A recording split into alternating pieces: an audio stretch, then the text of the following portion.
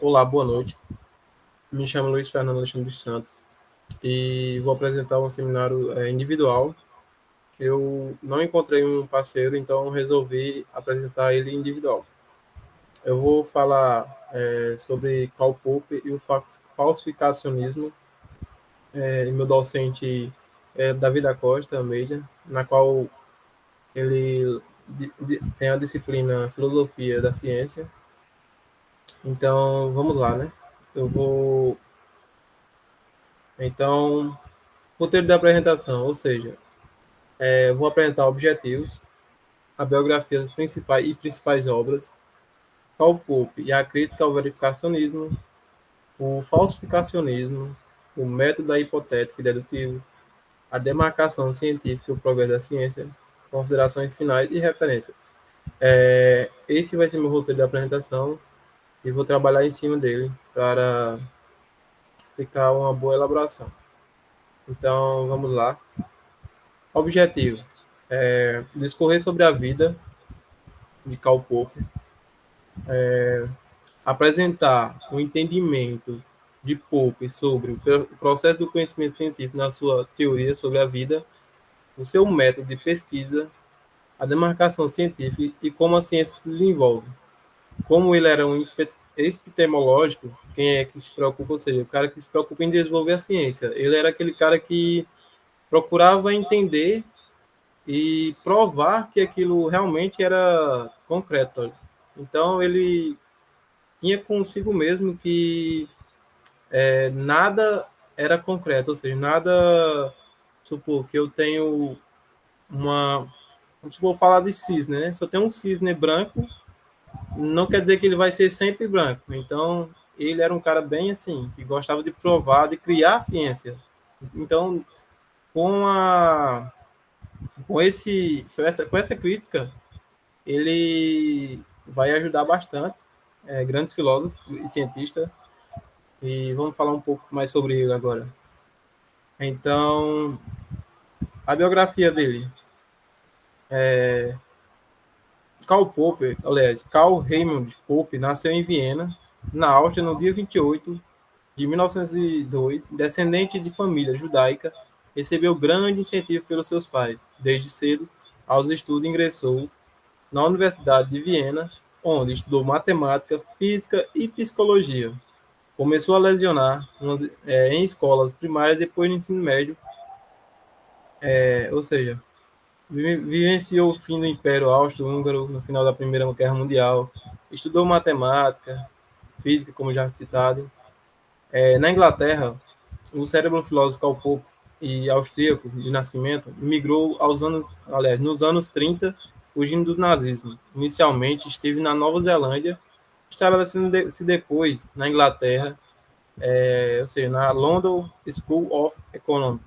Foi professor de filosofia da ciência e em 1964 recebeu o título de Cavaleiro Sir.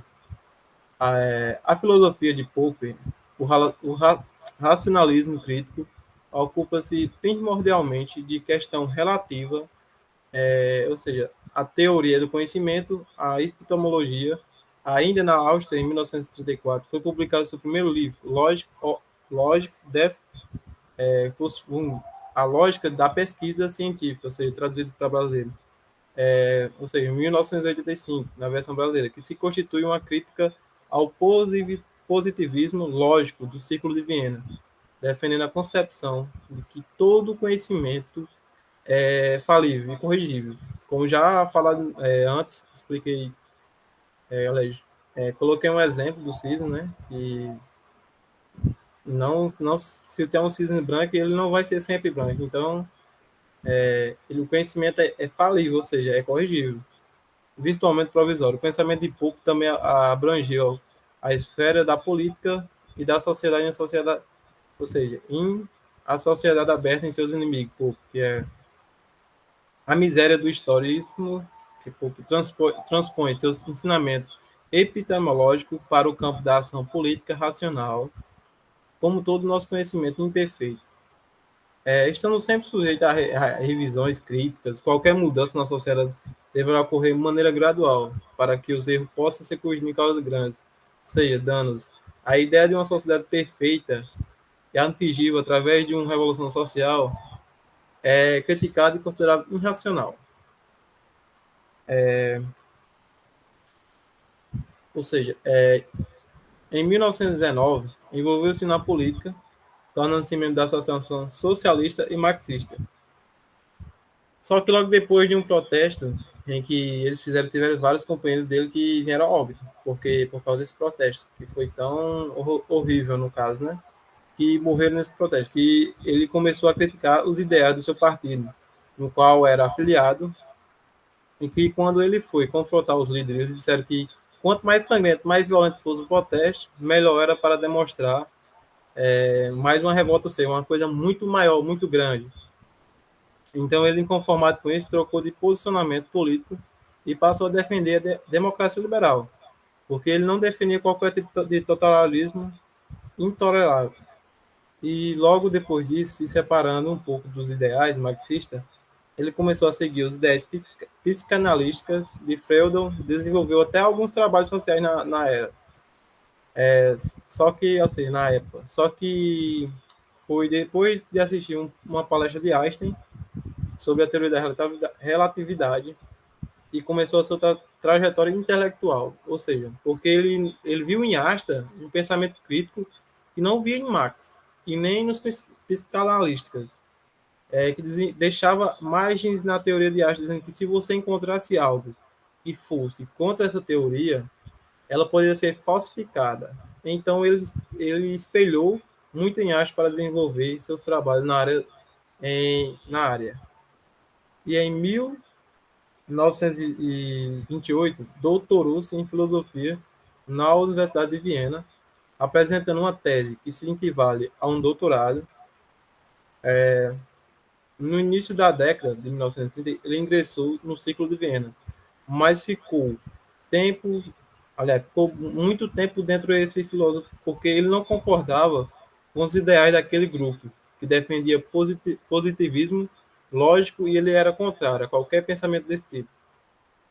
Estabeleceu-se em Londres, em 1935 a 1936, onde proferiu numerosas conferências, só que nessas suas passagens por Londres, ele ainda não chegou a ministrar aula em nenhuma universidade. Ele só fez conferência e palestra, entre outras.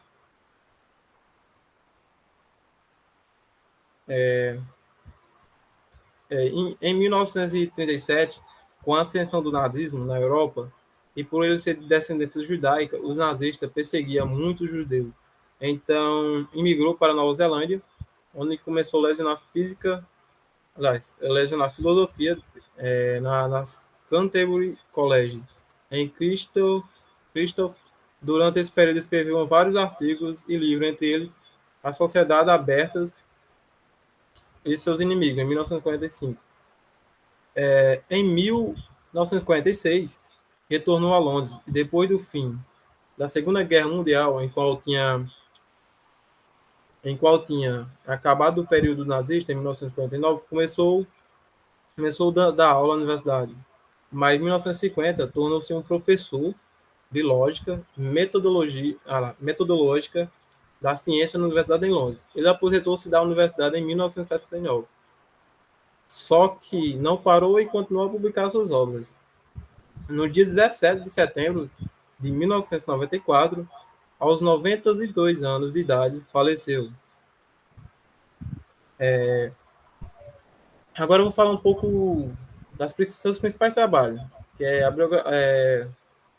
a lógica de pesquisa científica, onde ele mostra como a ciência deve ser feita, mostrando métodos para fazer conhecimento científico. E nesse mesmo livro do seu problema ao indutivismo, aliás, nesse mesmo livro do seu problema ao indutivismo e crítica, o verificacionismo, ou seja, nesse mesmo livro ele faz críticas duras ao indutivismo e o verificacionismo. Introduz a ideia de falsificacionismo. A Sociedade Aberta e Seus Inimigos, em 1945, é um livro onde ele falava quais principais problemas da sociedade desde a sua criação e critica as ideias de Marx, pois ele dizia que não tolerava nenhum tipo de totalitarismo. quais as ideias empregadas por Marx era uma forma disso, além de falar nessa mesma obra que a única coisa que não pode ser tolerada é a intolerância. Aí temos esses outros livros. A Miséria do Historicismo, que é 1957, Conjectura e Refutações, 1963, Conhecimento Objetivo, ou seja, uma abordagem evolucionária, de 1972, Os Dois Problemas Fundamentais da Teoria do Conhecimento, 1979, Em Busca de um Mundo Melhor, 1984. Passando mais à frente o slide, aqui tem as principais obras dele, seus principais livros. Mostrado os 3 principais livros, já falado sobre esse, no caso que eu já falei sobre ele no começo, onde diz que o conhecimento deve ser feito a partir do seu ponto de vista. Popper passar aliás,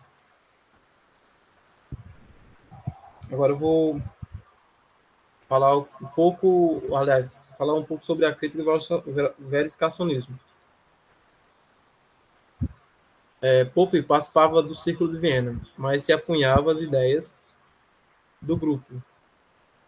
Porque ele era contra o positivismo, lógico, ele também dava seu problema à indução. O que era indução? A indução, a partir de observações, é fazer deduções a partir de um dano empírico, ou seja, a partir de uma experiência, você agrupava vários desses dados, consegue se formular uma lei universal.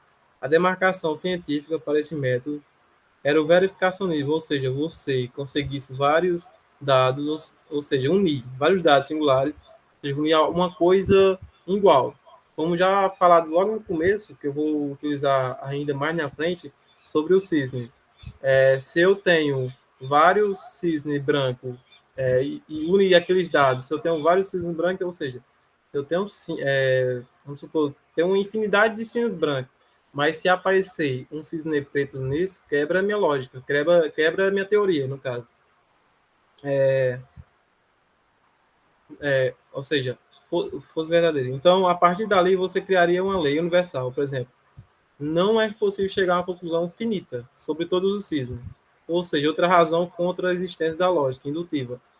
Esta é em que conjunto de fatos sempre é compatível com mais de uma generalização e rigorosamente com um número infinito de generalizações. Por exemplo, se todo o cisne até hoje fosse observado, como já te falei, se tivesse um branco, quebrava toda a teoria.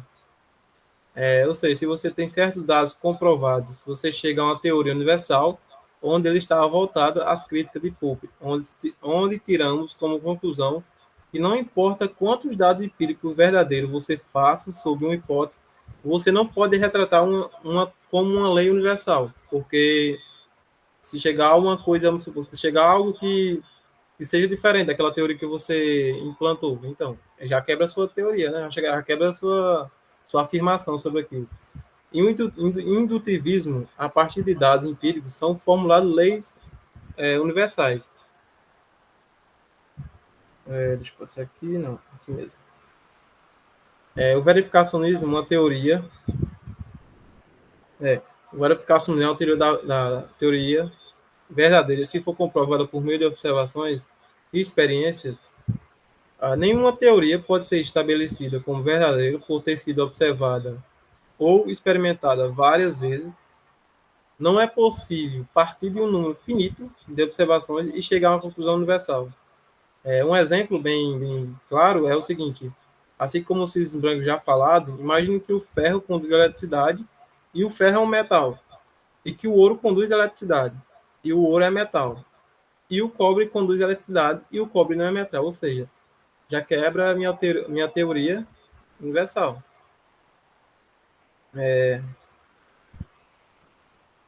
Vou falar agora um pouco sobre o falsificacionismo, ou seja, onde aí ele introduz o seu conceito de falsificacionismo. Numerosas observações favoráveis a uma teoria não a torna verdadeira, mas uma única observação contrária e suficiente para refutá-la, como o caso dos cisnes. Você pode encontrar numerosos cisnes brancos, sendo que não pode afirmar que todos são brancos. Já se aparecer um cisne negro, então irá refutar toda a sua teoria.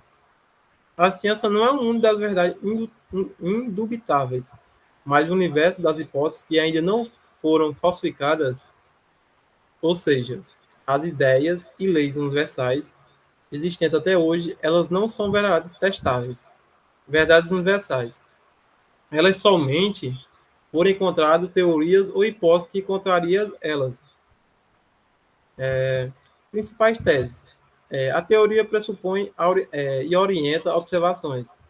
As teorias são conjecturas, suposições criadas pelo intelecto humano para superar problemas de teorias anteriores e explicar o comportamento do mundo e do universo. Algo que foi inventado para implantar como se fosse um sistema. Então, as teorias devem ser testadas pela observação e pelo experimento. Teorias que resistem aos testes devem ser eliminadas e substituídas. As teorias mais adaptadas sobrevivem. Para fazer parte da ciência, uma teoria deve ser falsificável, ou seja, se você pode ter meios que ela pode ser falsa, aliás, aqui ou seja, para fazer parte da ciência, uma teoria deve ser falsificada, ou seja, se você pode ter meios que ela pode ser falsa, então ela pode ser dita como científica, e esse método é falsificacionismo. Ela é uma forma de testar o grau de confiança da sua teoria. Se ficar falsificando uma teoria e ela resistir, então ela não é confiável. Uma forma do falsificacionismo foi quando Einstein falsificou as ideias de Newton, porque não estava seguindo para os problemas de Einstein. Aliás, porque não estava servindo para os problemas de Einstein, sendo criadas novas ideias para solucionar os seus próprios. Karl Popper ainda influenciou vários filósofos, cientistas que vieram ao seu lado, pois seus ideais foram aceitos. Agora eu vou falar um pouco sobre um método hipotético dedutivo. Ou seja, eu tenho um problema, tenho soluções provisórias, teorias tentativas, crítica e testes técnicos de falsificação. Aliás, essas críticas e testes é técnico de falsificabilidade, eliminação do erro, nova teoria e novos problemas. O problema que surge em geral de conflitos diante de expectativas as teorias já existentes. Soluções propostas, constituindo numa conjectura, ou seja, numa nova teoria. E a dedução é de consequência da nova proposição que seja possível ser testada. Teste de falseamento, tentativa de refutar a partir de diferentes meios, com observação de experimentação, e aqui se alimente os possíveis erros de pesquisa. Caso a hipótese não seja comprovada pelos testes, ela estará superada, ou seja, será falsificada. Sendo assim, será preciso uma nova reformulação do problema e da hipótese. Caso os testes e experiências confirmem a hipótese, ela estará colaborando. Mas atenção, colaborando é provisoriamente, ou seja, provisoriamente, já que ela poderá ser superada e eventual outro estudo. Isso acontece muito quando nós temos certeza de algo, ou seja, no futuro mediante outras técnicas, outras tecnologias, certeza que vai derrubar. Isso é normal. Na ciência não existe verdade absoluta e imutáveis. Sendo assim que surge sempre novos problemas. Então, eu trouxe aqui um fluxograma, não sei se dá para ver bem, mas eu vou falar um pouco sobre ele. Ele vai dar um exemplo bem mais claro para observar como é feito o processo hipotético dedutivo. Então, nesse fluxograma, podemos ver como funciona o método, como faz uso. Ou seja, é possível entender o processo do método hipotético dedutivo a partir de 4 etapas principais. Não sei se vocês dá para ver, mas primeiramente, no começo aqui, temos que identificar o problema, ou seja, temos que identificação do problema de pesquisa, que é quando as teorias disponíveis sobre um assunto específico são insuficientes para explicar o fenômeno, surge uma lacuna no conhecimento científico, A partir dessa lacuna surge um novo problema de pesquisa, formulações de hipóteses para tentar explicar o fenômeno ou responder o problema de pesquisa, pode-se criar hipóteses. As hipóteses são afirmações provisórias que devem ser submetidas a teste de falseabilidade. E temos a refutação de hipóteses, que, ou seja, em seguida, deve se submeter a hipóteses a testes. Falsear uma hipótese significa tornar falsa a consequência que se deduz dela.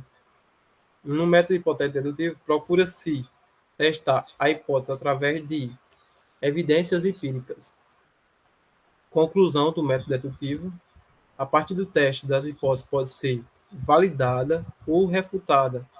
Se for rejeitada, a hipótese deverá ser reformulada e novamente submetida aos testes. Quando maior o número de testes da hipótese, mais fortes serão seus argumentos. Eu vou dar um exemplo assim, bem melhor assim, para entender. O contexto do problema da pesquisa em um rio. Que peixes estão morrendo. Nenhuma teoria disponível dá conta de explicar a mortalidade desses peixes. Ou seja, quer dizer que o problema da pesquisa é porque os peixes desse rio estão morrendo. A primeira hipótese da causa da mortalidade desses peixes é a presença de uma planta aquática específica. Então, o teste dessa hipótese consistirá na remoção de todas essas plantas aquáticas, mantendo-se todas as outras intactas. Se essa hipótese for confirmada, a mortalidade dos peixes vai diminuir. Se a mortalidade dos peixes se mantiver, conclui-se que a hipótese é falsa, insuficiente para chegar em uma conclusão. Ou seja, esse é um exemplo bem claro para se testar o método hipotético dedutivo. Agora eu vou falar um pouco sobre a demarcação científica e o progresso da ciência. Para Popper, a demarcação científica deve seguir os critérios de falseabilidade e não verificabilidade.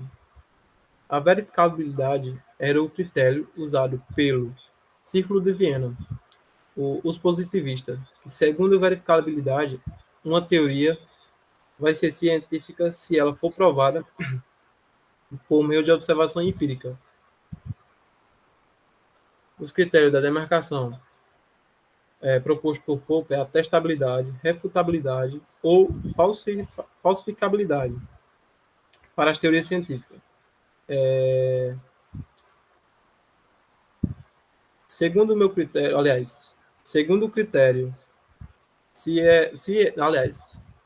segundo o meu critério, se só existe pelo menos um falsificador potencial, ou seja, se existe pelo menos um enunciado que descreve fato logicamente possível que entre em conflito com a teoria, em outras palavras, a teoria científica, quando combinada com as condições específicas, devem proibir algum acontecimento que é logicamente possível de se observar.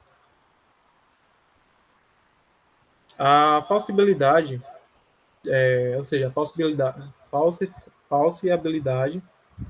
toda teoria científica é falseável, mas ainda não falsificada. Falsificabilidade, puramente lógica, estabelece o grau de cientificidade de uma teoria. Falsificação, uma teoria falsificada por meio de um procedimento real. Portanto, uma boa teoria científica é altamente falseável, mas resiste aos processos de falsificação. Um exemplo, passar aqui. Um exemplo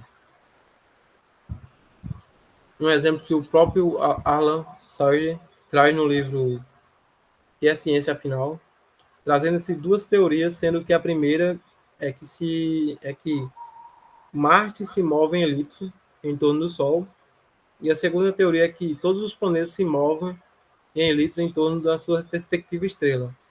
Então, ele na segunda teoria ele vai ser mais científica, e aí onde está esse grau de cientificidade. porque ela é bem mais fácil de refutar do que a primeira, pois para falsificar a primeira teoria de que Marte se move em elipse em torno do Sol, só é possível se for verificado que Marte não se move em elipse em volta do Sol. Mas para falsificar a segunda, basta observar qualquer planeta do universo que não se move em elipse em volta da sua estrela. Agora eu vou falar aqui, ó. Passar. Eu tenho dois exemplos aqui de teoria científica e teoria não científica.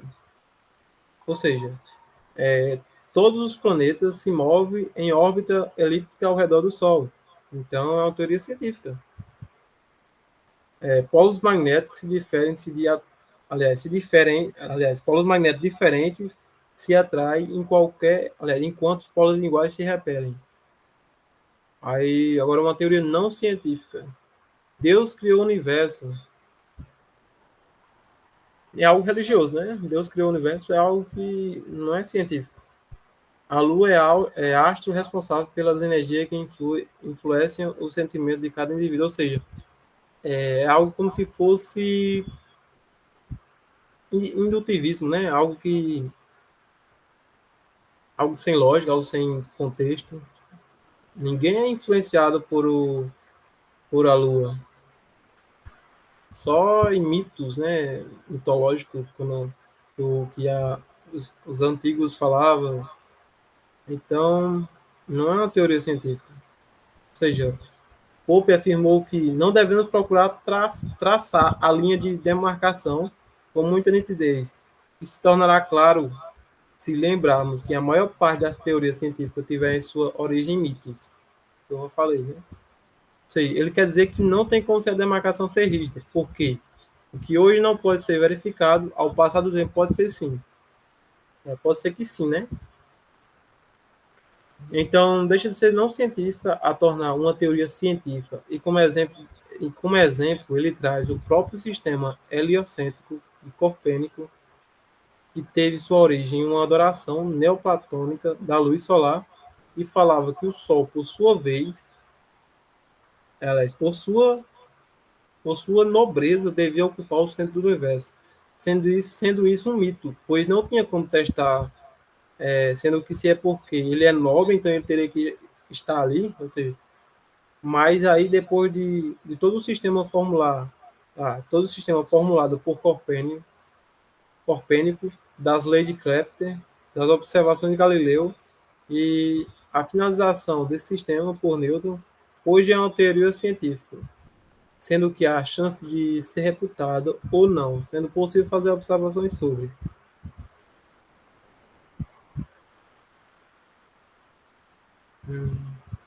Já o progresso da ciência, de acordo com Popper, ele ocorre por tentativa e erro, conjecturas e refutações.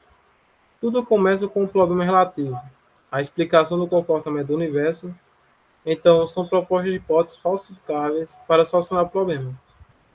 Essas hipóteses são criticadas, testadas, sendo que algumas são eliminadas nesse processo, enquanto outras resistem. Aquelas resistem vão passar por processo de críticas, teste mais rigoroso, e quando a hipótese altamente testada gera um novo problema, consequentemente surgem novas hipóteses, novas críticas, novos testes. A racionalidade científica é um processo sem fim. Ou seja, essa relacionalidade crítica em busca de estar sempre renovando essas teorias, porque elas vão falhar, é o que gera desenvolvimento da ciência. Ou seja, se não tivesse ninguém para testar se aquela teoria de fato fosse verdadeira, se fosse concreta, não teríamos, ou seja, desenvolvimento, né, de novas tecnologias, de novos conhecimentos. Estaríamos presos somente àquilo. Porque cada ciclo há uma nova teoria vai ter resolvido, o que as anteriores não resolveu. E sobreviverá às técnicas de falseabilidade, que as suas outras não sobreviveu. E assim vai sendo, prosseguindo a ciência. Sempre a teoria que vem vai ser superior a que já passou. E assim vai sendo, prosseguindo a ciência. Sempre a teoria que vem vai ser superior ao que já passou, dando-se o mesmo exemplo da teoria do universo. Tem a teoria Aristóteles, aliás, tem-se a teoria de Aristóteles e o sistema geocêntrico de Platão, aliás, Ptolomeu, Ptolomeu, que não resolveu muitos problemas a respeito das orbitais dos planetas. Aí veio a teoria do heliocêntrica, finalizada por Newton, com a lei da gravitação universal, que resolveu grande parte dos problemas, mas que ainda tem alguns detalhes que não era para ser resolvido, aliás, que era para se resolver com ela. Aí hoje nós temos a teoria da relatividade geral, que resolve problemas que a de Newton não resolvia, e a que temos até hoje, mas em alguns momentos, segundo Pope, ela vai falhar. Ou seja, que essa teoria não é para frente, essa teoria um dia vai chegar e falhar, ou seja, vai chegar, ou senão vai ter uma que seja melhor, que possamos usar mais rápido ela. Vamos supor, vou dar um exemplo assim de cálculos, né? Um EDO, por exemplo, a matéria do EDO, se você vai fazer uma questão, você gasta muito tempo para fazer ela. Agora, se imagine se tivesse um meio e como tem leis, aliás, teorias, conceitos sobre cada questão, que já aprendemos do cálculo 1, 2, do 3, até o EDO, para chegar no EDO. Vamos aprendendo teorias, vamos aprendendo conceitos novos. Mas imagine se tivesse teorias novas, atuais, e possamos fazer o cálculo do EDO ser menor. Então, tem que ter algo melhor. Aliás, as teorias têm que se adaptar ao cotidiano, ou seja, as pessoas têm que tratar em se autodesenvolver. É o que a sociedade hoje em dia precisa, de pessoas que tenham prazer em adquirir conhecimento, desenvolver novas tecnologias, novos meios de comunicação, tudo. Então, ou seja, continuando, voltando aqui à apresentação, falando sobre a teoria de Einstein, né? Então, a teoria superior é ela que vai resolver esse problema, que ele não resolve, vai surgir. E assim vai seguindo a ciência, e assim a ciência vai progredir, como já bem falei. Considerações finais. As teorias científicas são enigmas e não soluções absolutas. Ele tenta mostrar a teoria, ela vem para ser falsificada, ou seja, não existe verdade definitiva, conhecimento absoluto. A teoria não vai trazer a verdade, pois a ciência sempre está renovando, como o Pope mesmo fala, o processo da ciência ocorre por erros e refutações, sendo sempre surgindo novas teorias, sendo um ciclo contínuo, ou seja, algo contínuo. Sempre vai ter novas teorias, sempre vai ter olha, sempre vai aparecer algo que vai quebrar aquela teoria. Toda fonte de conhecimento é válida, mas nenhuma é infalível. Ou seja, o que hoje seja um mito, possa ser que amanhã não seja. Possa ser testado e virar uma teoria, sendo que mesmo pode ser reprocessada também pelo teste, pelo método lá. A crítica e a experiência desempenham um papel fundamental no processo de desenvolvimento científico definido por Popper. Isso não é porque Popper criticava o indutivismo que ele vai eliminar a experiência, não. Ele só não afirma que são processos empíricos que vai gerar leis universais. Ou seja, essa é a crítica dele, pois o objetivo de Popper é falsificar essas teorias, ou seja, quais são essas técnicas que usa para ser falsificado, sendo a crítica e a experiência, ou seja, sendo que elas continuam tendo um papel fundamental. Só não no início, elas estão mais para falsificar, sendo que estão no processo de falseabilidade e vai ser através dela que a teoria vai ser refutada e trocar por uma teoria superior. Elas são importantes no processo da ciência. Então, essa foi minha apresentação. Espero que tenha gostado. Tentei ser o melhor possível. Essas são as referências. Estava um pouco nervoso, mas desculpa aí qualquer coisa. Eu vou interromper a gravação.